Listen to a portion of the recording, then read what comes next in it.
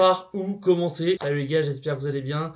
C'est Quentin et c'est aujourd'hui une nouvelle vidéo YouTube. Ça faisait longtemps que j'avais pas fait une vidéo YouTube et je trouvais que c'était le bon moment. On est le 8 janvier 2026, il est 17h30 et je pense que c'est le bon moment pour parler de mon année 2025. On va essayer un peu de retracer ce qui s'est passé en 2025 et franchement ça a été une année qui était exceptionnelle pour moi sur tous les plans, en fait sur le plan mental, sur le plan individuel, sur le plan collectif, sur le plan sportif, sur tous les plans ça a été que du positif. Bien évidemment il y a eu 2-3 problèmes avec certains clients, certaines commandes, c'est la vie d'entrepreneur comme je pourrais le dire. Mais en tout cas, si on enlève ces petits bémols, et bah, ce qui fait partie de la vie au final, bah, ça s'est plutôt bien passé en fait. Je vais essayer de ne pas faire trop long pour pas que la vidéo elle dure pour rien, pour pas que je parle dans le vent. Et on va tout de suite commencer. On commence dès janvier 2025 les gars, et c'est vraiment un vrai step dans ma carrière entre guillemets d'autres entrepreneurs, c'est mon passage à la télé. Voilà, donc je remercie encore Télé Nantes de m'avoir invité sur leur plateau pour parler de mon entreprise, pour parler de mes projets. Franchement, j'étais hyper content de faire ce truc, j'étais un peu stressé pour être honnête avec vous, mais quel bonheur de passer à la télé, de me revoir ensuite, bon ça c'est complètement désagréable, mais pouvoir parler en fait d'un sujet qui me plaît avec des gens qui m'écoutent, et là notamment le journaliste.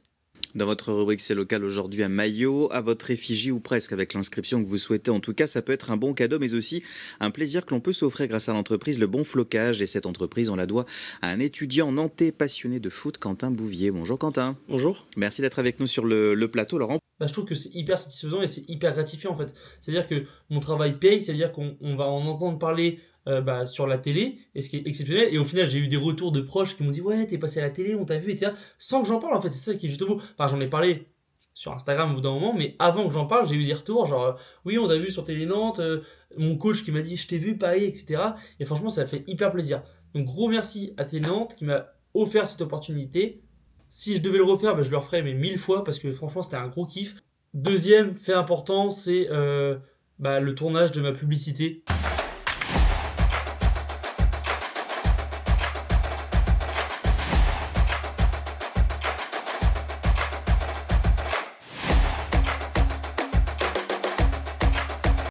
En février, j'ai tourné une publicité pour Le Bon Flocage. C'est une publicité qui a été réalisée grâce à Hugo, un pote à moi. Donc si tu regardes cette vidéo, merci Hugo, merci à toi. Et merci aussi à Maxence, mon frère, qui est le figurant dans la publicité. Bon, c'est une très très courte publicité de 10 ou 11 secondes.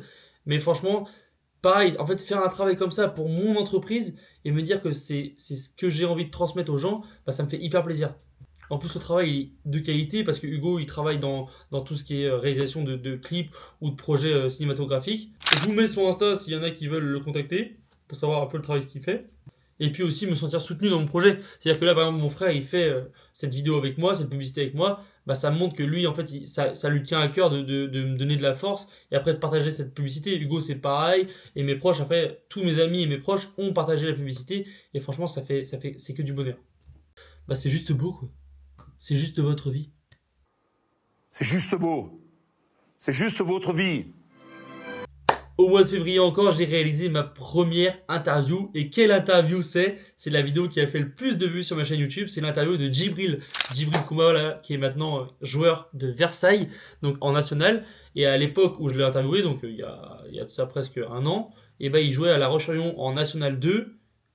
Et quel parcours il fait lui aussi. Ça aussi c'est un plaisir de voir que les proches qu'on connaît qui sont footballeurs, et je parle aussi par exemple d'Adama Diop qui joue à Bordeaux en National 2, et bah c'est des potes à moi en fait avec qui j'ai joué à un moment donné et qui maintenant sont un step plus haut, et ça me permet moi aussi de lancer des trucs.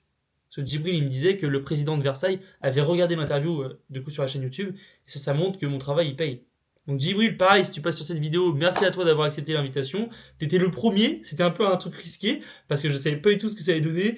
Merci à Louis, d'ailleurs, qui m'a aussi accompagné sur ce projet. Et ça aurait pu être complètement minable, mais au final, je trouve que le rendu est pas si mal que ça. On avait filmé avec des caméras de l'école, donc parce qu'à ce moment-là, j'étais encore à l'école et je passais ma licence information et communication. Mais voilà. Le mois de mars, pareil, un joueur pro qui me contacte sur Instagram, pour pas le citer, Marius Courcoul, joueur du Angers numéro 5, qui me contacte pour encadrer des cadres à lui, enfin des maillots à lui dans des cadres, chose que j'accepte bien évidemment. Et là encore, en fait, je vois que mon travail paye entre guillemets la communication sur les réseaux, puisque je reçois quand même un DM d'un joueur qui est certifié, et ça fait toujours plaisir d'avoir un petit DM d'un joueur certifié. Qui plus est en plus, qui est Marius, qui est hyper cool. Je pense pas que tu passeras par cette vidéo, mais en tout cas, franchement, hyper cool, hyper bon délire. Et du coup, en plus, j'ai pu lui rendre visite directement à Angers pour lui rendre ses cadres. Et le mec est hyper humble en fait. Il est hyper humble, hyper cool. Et en fait, c'est ce que j'avais peur, moi, c'est que les joueurs, je me suis dit, les jeunes joueurs qui sont vite professionnels, je savais pas s'ils avaient la grosse tête. Après, je pense qu'il y en a forcément dans tous les domaines qui ont la grosse tête quand ils percent un peu tôt. Et en fait, tu te rends compte que les joueurs, c'est des mecs comme nous, en fait. C'est des mecs qui ont deux jambes, deux bras et qui réfléchissent comme nous. Oui, je pense qu'ils réfléchissent un peu plus vite sur le terrain. Mais dans la vie de tous les jours, il y a moins qui réfléchissent comme nous. En tout cas, Marius, du coup, comme je vous l'ai dit, hyper cool. La rencontre a été hyper fluide et ça s'est hyper bien passé. 22 avril, les gars, je suis invité à la Beaujoire avec ma copine par. Bonne question, je ne sais plus du tout. Je suis désolé. La honte. Et c'est là que je peux faire la rencontre de Rio Mavuba, qui est d'ailleurs sur un de mes posts Insta. Bon, c'est une rencontre complètement inattendue, hein. Il a remonté direction les commentateurs. Et moi, bah, je l'ai chopé à ce moment-là. Je lui dis, Rio, est-ce qu'on peut faire une petite photo? Donc voilà. Mois de mai, les gars, j'obtiens ma licence information et communication. Donc ça faisait 3 ans que j'étais en études pour avoir cette licence. Et je l'obtiens avec le premier. Comment on dit? Quand il y a 12, 14 et 16 CD. Donc voilà, encore un truc de verrouillé entre guillemets. Les études, c'est fini maintenant, je les mets de côté. J'ai eu ma licence, j'ai eu mon bac et j'ai eu un CAP pâtisserie aussi, les gars. Ça, c'est important. Ça me sert jamais parce que je ne sais vraiment pas cuisiner des gâteaux, mais j'ai mon diplôme. En juin, les gars, j'ai fait l'interview de Kenny. Donc, Kenny, pareil, si tu passes sur cette vidéo, merci à toi. C'était un plaisir de faire cette interview. Maintenant, Kenny, il joue à Charleroi, ce qui n'était pas le cas quand je l'ai interviewé. Et franchement, hyper cool. Il a joué à Cholet pas en même temps que moi. Il est arrivé juste quand je suis parti. Mais au final, pareil, gars super sympa. Très bon délire et on s'est très vite entendu pour l'interview. Bon, il y a eu deux, trois problèmes techniques. Merci à Melvin qui m'avait accompagné pour ce projet. Le mois de juin aussi, à ce moment-là, c'était aussi le meilleur mois que j'avais fait avec le bon flocage en termes de chiffre d'affaires. C'était le mois où je pouvais vivre du bon flocage et ça, quel plaisir. Juillet, troisième interview, les gars, avec Tom Fiodo qui joue aux États-Unis. Tom, c'est un plaisir, c'est un mec de ma ville, du Pèlerin, dans le 44. Et ça a été hyper cool. On s'est parlé via mon meilleur pote, en fait, qui est aussi un ancien pote à lui, qui s'appelle Malo. D'ailleurs, Malo qui était sur le projet aussi de l'interview, qui était derrière les caméras. Donc, merci à toi, Malo. Donc, c'est franchement un plaisir d'avoir interviewé Tom parce qu'il a un parcours de ouf. Il est champion de France avec les 19 nations du FC Nantes sans perdre un seul match, les gars. Et ça, c'est très, très fort. Ça, c'est très, très fort. Donc voilà, j'espère que Tom, t'avais kiffé aussi cette petite vidéo. J'espère qu'on pourra s'en faire une dans un an pour voir où t'en es à ce moment-là. Août, c'est la première fois que je voyage tout seul, entre guillemets. Je vais à Barcelone pour voir un match. C'est la première fois aussi que je voyage pour le foot. Enfin, oui et non, voyage tout seul pour le foot. Je pars 3 jours à Barcelone, voir Espanyol-Barcelone, Atlético Madrid. Victoire 2-1 de l'Espagnol, donc ça c'était vraiment top. Et c'était aussi la date de mon premier vlog. Le vlog à Barcelone qui était, je trouve, beaucoup trop long. Mais c'est comme ça. C'était mon premier, j'étais tout seul. Je savais pas forcément quoi dire. Voilà, petit à petit, la collection elle grossit. Là, j'ai actuellement plus de 300 maillots. À ce moment-là, il me semble que j'avais à peu près 180, 200 maillots, 200 même peut-être 230. Et ça continue à grossir. Quand je vois l'évolution du début de l'année à la fin de l'année, elle est énorme. Je vois, j'ai dû prendre genre 150 maillots en plus. Je vais aussi à Rennes voir un match avec Liam. Donc Rennes-Lens 0-0, match le plus nul de ma vie. Voilà, je le dis. En octobre, je me rends à Paris voir un match avec Thomas. Thomas qui est mon pote pompier de Paris. Donc merci toi aussi Thomas de m'avoir accueilli dans la caserne. Et puis quel plaisir de voir ce match avec toi. France-Kazakhstan, si je dis pas de bêtises, victoire 3-0 de la France. Ou 4-0, je ne sais plus. 3-0 il me semble, 3-0. Et pareil, ça c'est mon vlog à Paris. Et le vlog à Paris, franchement c'est un des vlogs que j'ai le plus kiffé faire. Enfin j'en ai fait que 3, mais c'est le vlog que j'ai le plus kiffé faire parce que ça m'a fait rire du début à la fin. Une semaine après Paris, je vais à Rodez rendre visite à Noah. J'y vais aussi avec Thomas. On y va en voiture. Quelques péripéties par-ci par-là durant l'aller et le retour en voiture. Mais franchement, un séjour de malade. J'ai kiffé. Merci à Noah de nous avoir invités au match. C'était Rodez, stade de Reims. Le stade est super cool. Ça fait passer un peu au stade de Première Ligue. C'est-à-dire que les tribunes sont collées au stade et c'est vraiment incroyable. Donc en septembre, je déménage et je suis maintenant ici dans un nouveau studio entre guillemets. C'est un appartement dans lequel je vis avec ma copine et on avait décidé de prendre 2 chambres, pas pour elle, pas pour un dressing, plutôt pour un dressing du bon flocage. Voilà, c'était plutôt pour un bureau en fait.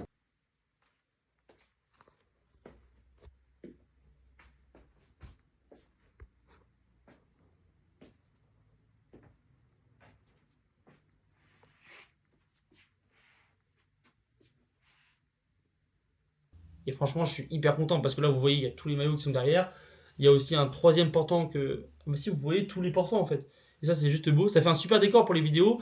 Et là, il y a un autre portant qui est juste là que vous voyez pas. Mais je voulais en fait un truc comme ça parce que j'étais obligé. C'était trop galère avant pour moi de faire le chemin entre chez ma mère et mon appartement parce que les maillots étaient chez ma mère avec la presse, les flocages étaient chez moi et du coup c'était un peu le bordel pour faire les lives, etc. Donc j'ai décidé, enfin on a décidé, on a complètement décidé tous les deux avec ma copine de déménager parce que l'autre appartement était aussi trop petit pour nous et c'était du coup l'occasion de prendre un bureau pour mon flocage. Dans cette pièce, j'ai tous mes flocages, j'ai tous mes maillots, j'ai ma presse, j'ai tout ce qu'il faut et j'ai un bureau qui est exceptionnel, j'ai 2 ordi, c'est que du bonheur. Voilà. Donc franchement, j'ai rien à dire de plus. On arrive vers la fin de l'année et là, je vais commencer à vous régaler avec les jeux concours, les gars. Je vais pas m'éterniser dessus, mais un jeu concours par mois pendant un an, c'est quelque chose de très fort quand même. Je sais pas si vous vous rendez compte parce que là, je sacrifie des maillots à moi, mais ça me fait plaisir. Si ça vous fait plaisir, ça me fait plaisir. Le mois de novembre est aussi le mois où j'ai acquis le maillot le plus cher de ma collection. Je vais vous le montrer en vidéo parce que ça me fait plaisir, ça me fait vraiment plaisir.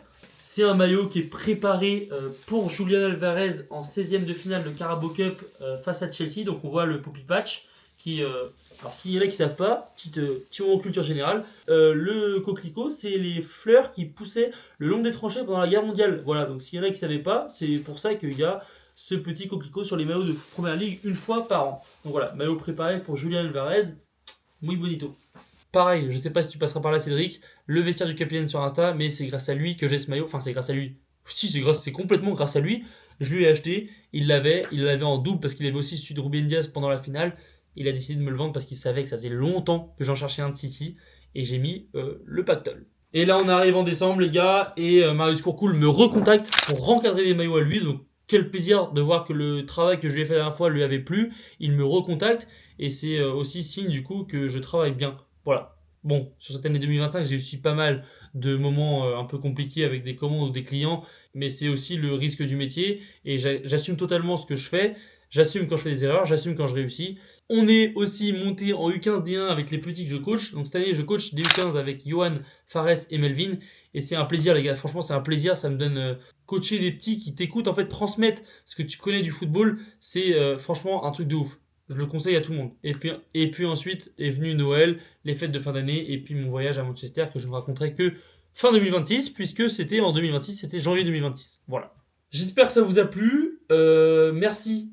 Et pour conclure cette vidéo, je vous dirais merci à vous, parce que c'est grâce à vous que le projet avance, c'est grâce à vous si je peux me permettre de faire des choses comme ça, c'est grâce à vous que je peux faire des vlogs, c'est grâce à vous que tout ce qui se passe autour de moi, bah, ça se passe comme ça, et pas autrement, donc c'est vraiment un plaisir, c'est grâce à vous que le projet avance, je l'ai déjà dit, mais ça me fait plaisir de le redire une deuxième fois, je pense pas que vous vous rendez compte, parce que vous n'êtes pas à ma place, je sais même pas comment le dire. En fait, c'est un bonheur d'échanger avec vous. C'est-à-dire que quand je mets une story et que j'ai des réponses, beaucoup de réponses, parfois pas, parfois beaucoup, et bah c'est un plaisir de communiquer avec vous en fait. J'ai l'impression que en fait vous kiffez ce que je fais et moi ça me fait kiffer de vous faire kiffer. En fait, c'est que je vois que le projet avance et qu'il y en a qui sont là depuis le début, et il y en a qui arrivent en cours de route et qu'il y en a qui vont arriver peut-être plus tard, il y en a qui vont peut-être partir aussi, mais j'avancerai avec ceux qui sont là et franchement ça me fait plaisir parce que c'est quelque chose qui me tient à cœur, c'est vraiment un projet que j'ai depuis longtemps, c'est un projet qui est en train de se concrétiser parce que ça avance de mieux en mieux, mais c'est pas quelque chose que je fais à la va-vite pour bâcler et pour faire des sous. En fait, c'est un truc que enfin si là derrière moi il y a 300 maillots maintenant, c'est que vraiment c'est une passion avant tout. C'est pas juste j'ai envie de déconner, faire de l'argent, de revendre des maillots, de revendre des flocages, etc. C'est vraiment une passion. Moi, quand vous m'envoyez mon maillot, enfin votre maillot, et que je le floque, pour être honnête, je fais pas beaucoup de bénéfices. C'est juste le fait de parler avec vous, de floquer un maillot, c'est plein de choses en fait qui font que j'adore. Voilà, donc si j'avais un dernier mot à dire, c'est merci. Merci pour tout. Merci pour la suite. Merci pour ce qui s'est passé. Et j'espère à bientôt à tous. C'était Quentin. Ciao!